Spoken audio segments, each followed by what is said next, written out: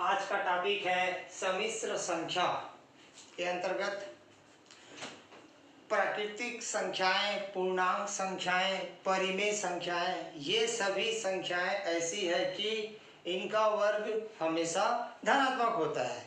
अब समीकरण x square धन a स्क्वायर बराबर 0 पर विचार करते हैं। तो x स्क्वायर बराबर पक्षांतर करने से माइनस a का स्क्वायर, तो ये इससे स्पष्ट है कि x कोई ऐसी संख्या है जिसका वर्ग हमेशा ऋणात्मक होता है। आगे सरल करते हैं तो x बराबर माइनस a की घात 2 का करनी, और आगे करनी -1 इंटू a। तो गणितज्ञ यूलर ने -1 वर्गमूल को ग्रीक अक्षर आयोटा से प्रदर्शित किया है, यानी वर्गमूल -1 बराबर आयोटा।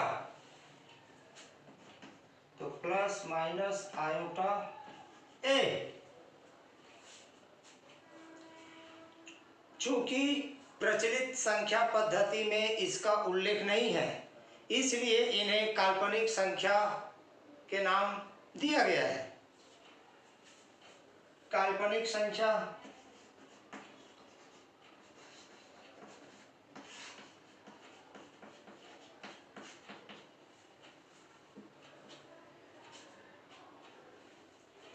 ऋणात्मक वास्तविक संख्याओं के वर्गमूल को काल्पनिक संख्या कहते हैं।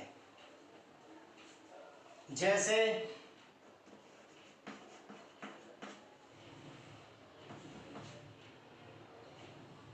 करनी -4 और आपका करनी -2, ऐसे कई हैं। तो सरल करने से आता है इसका आपका ±2 आयोटा। सरल कर सकते हैं।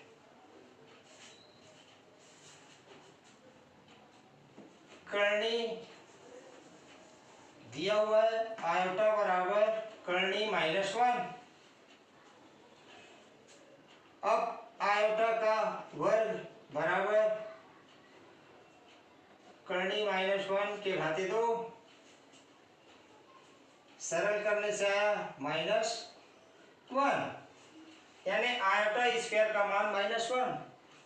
इसी कड़ी में आयोटा के घाते 3, यानी आयोटा स्क्वायर इंटू आयोटा मान रखते हैं -1 इंटू आयोटा, और सरल करने से माइनस आयोटा। इस प्रकार आयोटा के घाते 3 बराबर -1, और आगे सरल करते हैं आयोटा के घाते 4, तो आयोटा के घाते 2 इंटू आयोटा के घाते 2। सरल करने से आयोटा के घाते 2 का मान -1 है, तो -1 इंटू -1 बराबर 1, यानी आयोटा के घाते 4 = 1। इस प्रकार सभी का मान, और आगे हम मान निकाल सकते हैं। तो इस आयोटा से संबंधित है आपका प्रश्नावली 13.1 का पहला क्वेश्चन। मूल्यांकन कीजिए।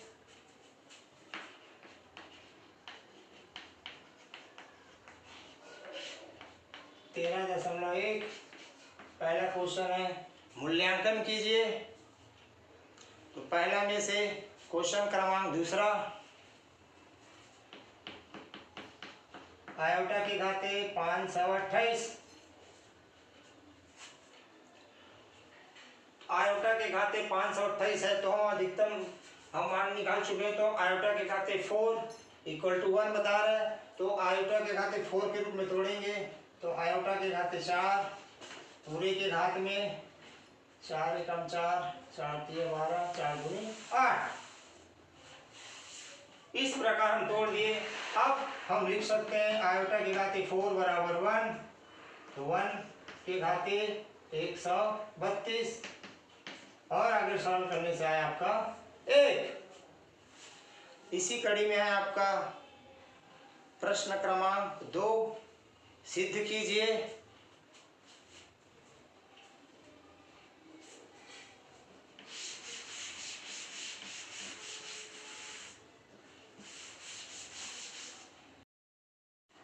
क्वेश्चन क्रमांक 2 का क्वेश्चन नंबर 9,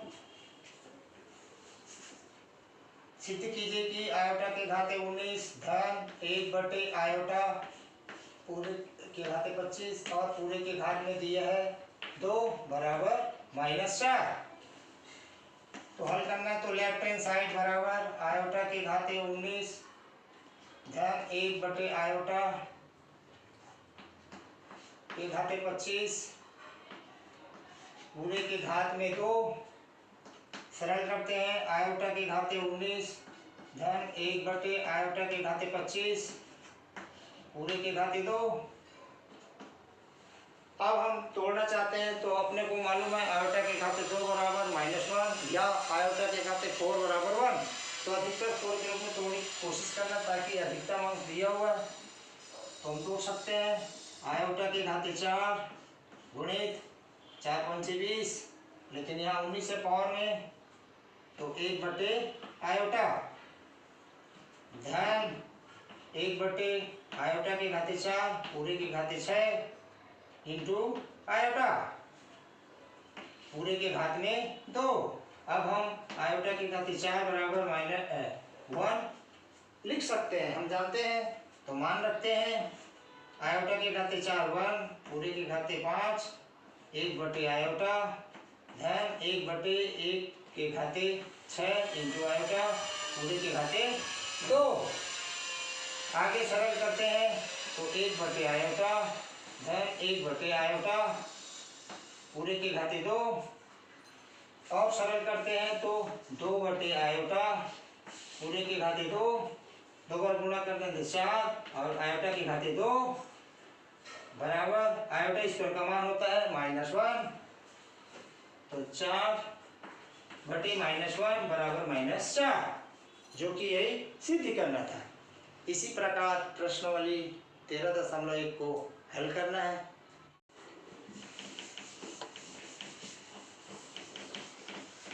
अब है सम्मिश्र संख्या।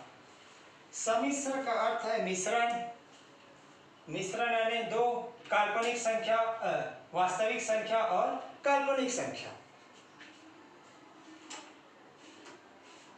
यदि a और b वास्तविक संख्या है तो a प्लस आयोटा b के रूप वाली संख्या को सम्मिश्र संख्या कहते हैं, जिसे z से प्रदर्शित करते हैं। तो a को वास्तविक भाग, b को काल्पनिक भाग। तो सम्मिश्र संख्या z के a को हम वास्तविक भाग कहते हैं और b को काल्पनिक भाग। तो वास्तविक भाग को हम z से प्रदर्शित करते हैं और इसे im और सम्मिश्र संख्या z है तो imz संख्या से प्रदर्शित करते हैं। इसका संकेत काल्पनिक भाग का और वास्तविक भाग का, जैसे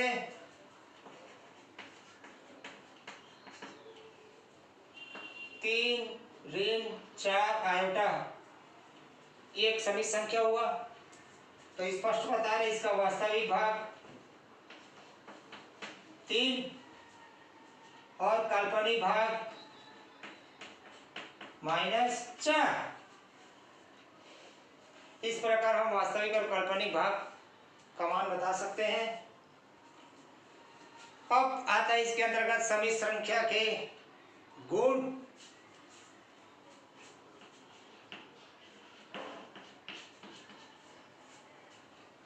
पहला, शून्य सम्मिश्र संख्या में वास्तविक और काल्पनिक भाग अलग अलग शून्य होते हैं, अर्थात a प्लस आयोटा b बराबर 0 है तो a बराबर 0, b बराबर 0।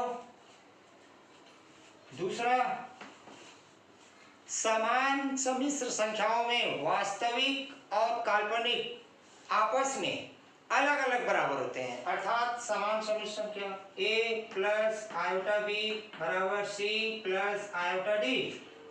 तो स्पष्ट बोल रहे हैं काल्पनिक वास्तविक a बराबर c और b बराबर d। इस प्रकार a और b का मान निकाल सकते हैं। इसी कड़ी में आपका सम्मिश्र संख्या के क्रमिक युग्म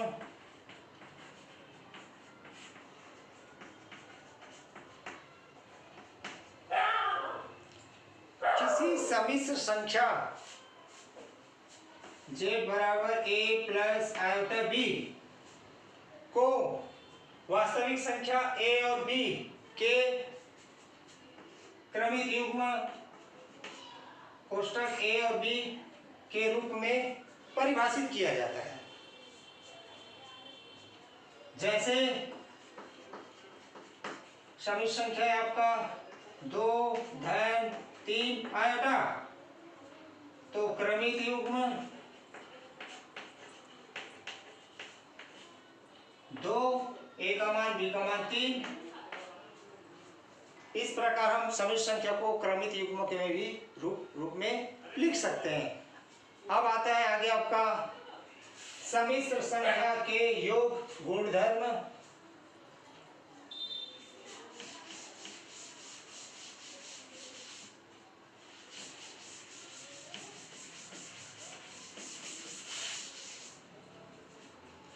तो पहला है सर्वरक नियम।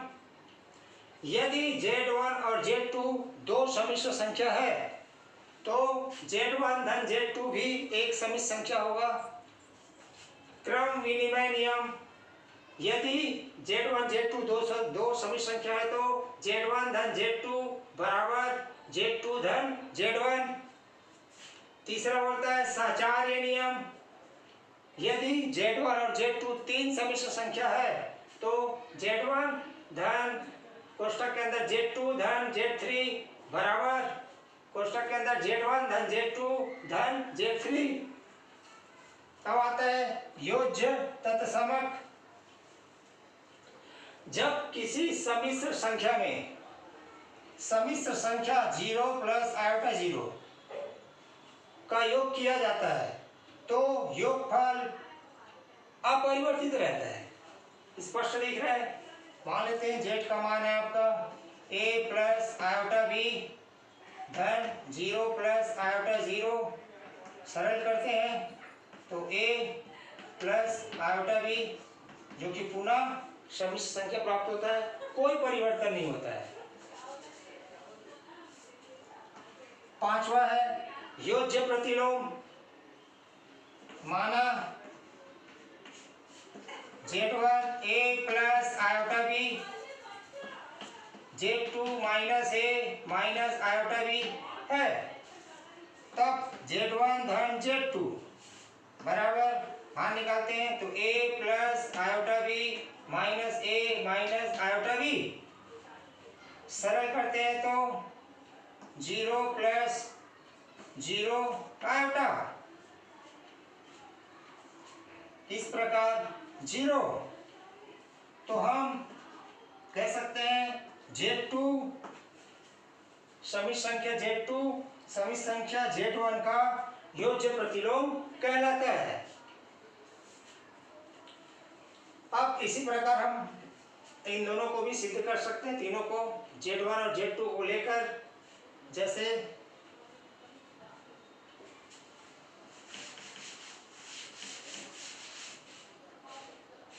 पहला उत्पत्ति कर सकते हैं तो मान लेते हैं Z1 a plus iota b तो a1 b1 Z1 और Z2 ले सकते हैं a2 प्लस आयोटा b2। दो सम्मिश्र संख्या है तो हम यहाँ से हम बता सकते हैं अब Z1 धन Z1 धन Z2 बराबर a1 plus iota b1 plus a2 plus iota b2। तो सरल करने से वास्तविक वास्तविक संख्या के साथ जुड़ेगा तो a1 plus a2 plus iota iota, तो आयोटा वेनिश दिख रहा है, b1 प्लस b2। स्पष्ट हो गया वास्तविक और काल्पनिक, यानी दो समिश्र संख्याओं का एक समिश्र संख्या प्राप्त होता है। इसी कड़ी में हम आगे क्रम विनिमय नियम को लेफ्ट राइट लेकर हल कर सकते हैं, दोनों बराबर। उसी प्रकार सहचारी नियम को भी सिद्ध कर सकते हैं। अब आगे बढ़ते हैं। समिश्र संख्या के गुणनफल गुणधर्म। तो पहला है संवरक नियम। यदि Z1 और Z2 दो समिश्र संख्या है तो Z1 इंटू Z2 भी एक समिश्र संख्या होगा। दूसरा है क्रम विनिमय नियम। Z1 इंटू Z2 बराबर Z2 इंटू Z1, दो समिश्र संख्या के लिए। तीसरा है सहचारी नियम। Z1 इंटू कोष्टक के अंदर Z2 इंटू Z3 बराबर कोष्टक Z1 into Z2 into Z3, तीन समिश्र संख्या के लिए। चौथा नंबर है वितरण नियम। यदि तीन समिश्र संख्या Z1 और Z2 और Z3 है तब हम बता सकते हैं Z1 into Z2 plus Z3 बराबर Z1 into Z2 plus Z1 into Z3। अब आता है गुणन तत्समक। गुणन तत्समक स्पष्ट हो रहा है। जब किसी समिश्र संख्या में समिश्र संख्या a प्लस 0 आयोटा का गुणा किया जाता है तो गुणनफल अपरिवर्तित रहता है, स्पष्ट दिख रहा है। इसी प्रकार छठवां है गुणन प्रतिलोम। दो समिश्र संख्याएं Z1 और Z2 इस प्रकार है कि Z1 इंटू Z2 बराबर 1, तो Z2 को Z1 का गुणन प्रतिलोम कहते हैं। जैसे आगे हम करते हैं, मान लेते हैं Z1 बराबर a plus iota b, Z2 बराबर c प्लस आयोटा d। तो गुणन प्रतिलोम के अंतर्गत Z1 इंटू Z2 बराबर 1, तो मान रखते हैं a plus iota b into c plus iota d बराबर 1। तो अपने को ये निकालना है सेकेंड, तो c प्लस आयोटा d बराबर, इसको पक्षांतर करेंगे तो 1/a प्लस आयोटा b। अब ये भिन्न के रूप में है तो हर का परिवेकरण 1/a प्लस आयोटा b गुणा a माइनस आयोटा b बटे a माइनस आयोटा b। आगे सरल करते हैं तो a माइनस आयोटा b बटे, नीचे सूत्र लग रहा है a plus b a minus b a square minus b square, तो a square minus iota b का स्क्वायर। आगे सरल करते हैं तो a माइनस आयोटा b बटे a का स्क्वायर माइनस आयोटा का स्क्वायर इंटू b का स्क्वायर। अपने को मान मालूम है आयोटा स्क्वायर बराबर -1, तो मान रखते हैं तो a माइनस आयोटा b बटे a स्क्वायर धन b स्क्वायर। अब स्पष्ट है, अलग कर सकते हैं हम a बटे a स्क्वायर धन b स्क्वायर माइनस b बटे a स्क्वायर धन b स्क्वायर इंटू आयोटा। इस प्रकार समीकरण संख्या प्राप्त हो गया, यानी a प्लस आयोटा b का गुणन प्रतिलोम a बटे a स्क्वायर धन b स्क्वायर माइनस b बटे a स्क्वायर धन b स्क्वायर इंटू आयोटा। इसी प्रकार हम समिश्र संख्या दिया रहेगा तो उसको हम गुणन प्रतिलोम ज्ञात कर सकते हैं। अब इसी प्रकार है पहला, दूसरा, तीसरा, चौथा को हम सिद्ध कर सकते हैं मानकर Z1 और Z2 को।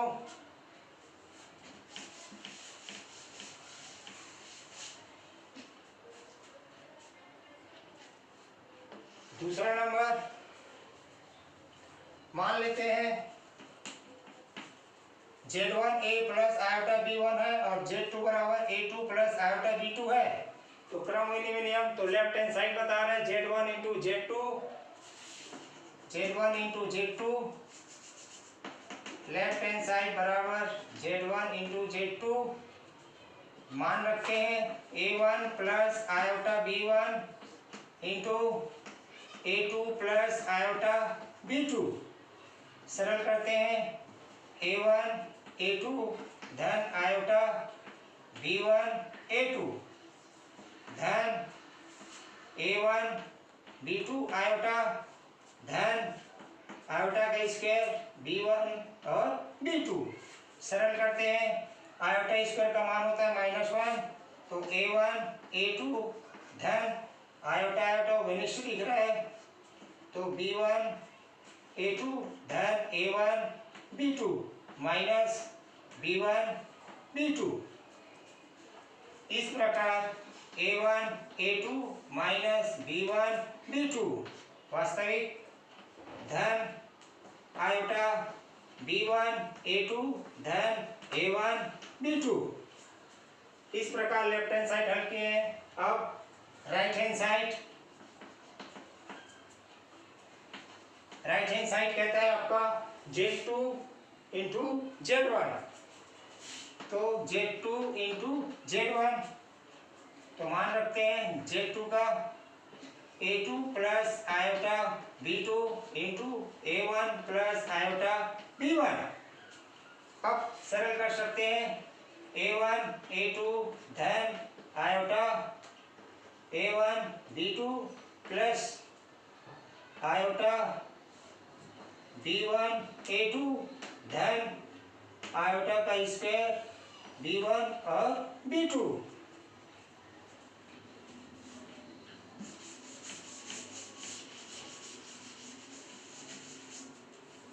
स्पष्ट दिख रहा है, आगे सरल करते हैं, तो A1 A2 धन आयोटा दोनों में दिख रहे हैं, तो घनिष्ठ निकल रहा है A1 B2 plus B1 A2 ऋण B1 B2, क्योंकि आयोटा स्क्वायर का मान -1 होता है। आगे तो A1 A2 minus B1 B2 धन आयोटा, तो B1 A2 धन A1 B2 जो कि लेफ्ट हैंड साइड के बराबर दिख रहा है, यानी लेफ्ट हैंड साइड बराबर राइट हैंड साइड सिद्ध हो गया। इसी प्रकार हम और बाकी को भी इसी प्रकार सिद्ध कर सकते हैं।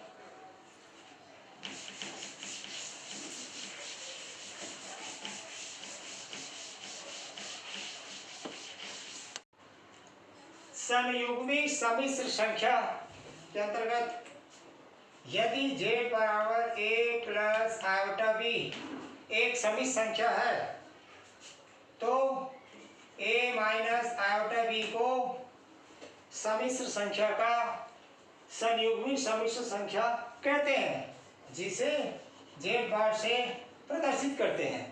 तो Z बार बराबर यानी Z बराबर A प्लस आयोटा B है, तो इसका संयुग्मी हो जाएगा A माइनस आयोटा B, यानी किसी समिश्र संख्या का संयुग्मी आयोटा के स्थान पर माइनस आयोटा रखने पर प्राप्त होता है। जैसे Z बराबर आपका 3 प्लस 4 आयोटा, तो इस समिश्र संख्या का संयुग्मी 3 माइनस 4 आयोटा। इस प्रकार हम संयुग्मी समिश्र संख्या निकाल सकते हैं। अब इसके गुण के अंतर्गत पहला है किसी समिश्र संख्या का संयुग्मी का संयुग्मी समिश्र संख्या के बराबर होता है। दूसरा, समिश्र संख्या और संयुग्मी समिश्र संख्या का योग वास्तविक संख्या होता है।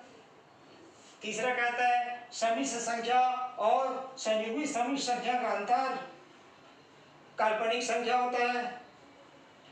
चौथा, दो समिश्र संख्या Z1 Z2 है, दो समिश्र संख्याओं का योग का संयुग्मी उन्हीं संख्याओं के संयुग्मी के योग के बराबर होता है। पांचवा, दो समिश्र संख्याओं के भागफल का संयुग्मी उन्हीं संख्याओं के संयुग्मी के भागफल के बराबर होता है। छठवां, दो समिश्र संख्याओं के गुणनफल का संयुग्मी उन्हीं संख्याओं के संयुग्मी के गुणनफल के बराबर होता है। सातवां, दो समिश्र संख्याओं के अंतर का संयुग्मी उन्हीं संख्याओं के संयुग्मी के अंतर के योग के बराबर होती है। तो हम इन सभी को प्रूव कर सकते हैं। जैसे पहला, जैसे Z1 बराबर मान लेते हैं a प्लस आयोटा b। तो पहला कहता है इसका संयुग्मी निकालते हैं तो a माइनस आयोटा b। फिर इसी का संयुग्मी निकालते हैं तो a प्लस आयोटा b, जो कि पुनः सही संख्या है, तो सिद्ध हो गया। इसी प्रकार हम सिद्ध कर सकते हैं। जैसे चौथा नंबर, दो समिश्र संख्या दिया हुआ है तो मान लेते हैं Z1 a plus iota b,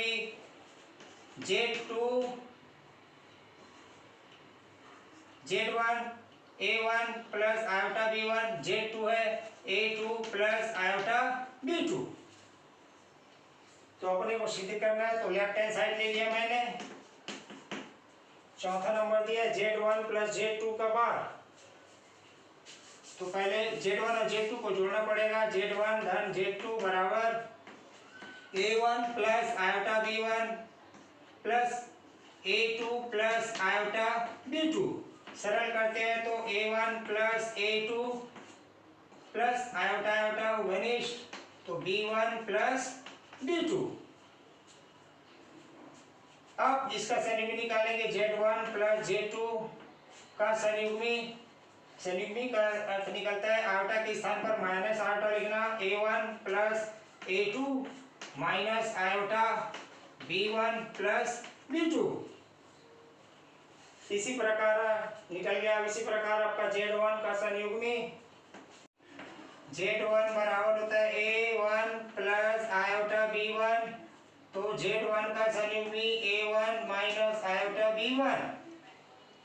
Z2 बराबर a2 प्लस आयोटा b2, तो Z2 का संयुग्मी a2 माइनस आयोटा b2। तो अपने को राइट हैंड साइड पता है दोनों का योग।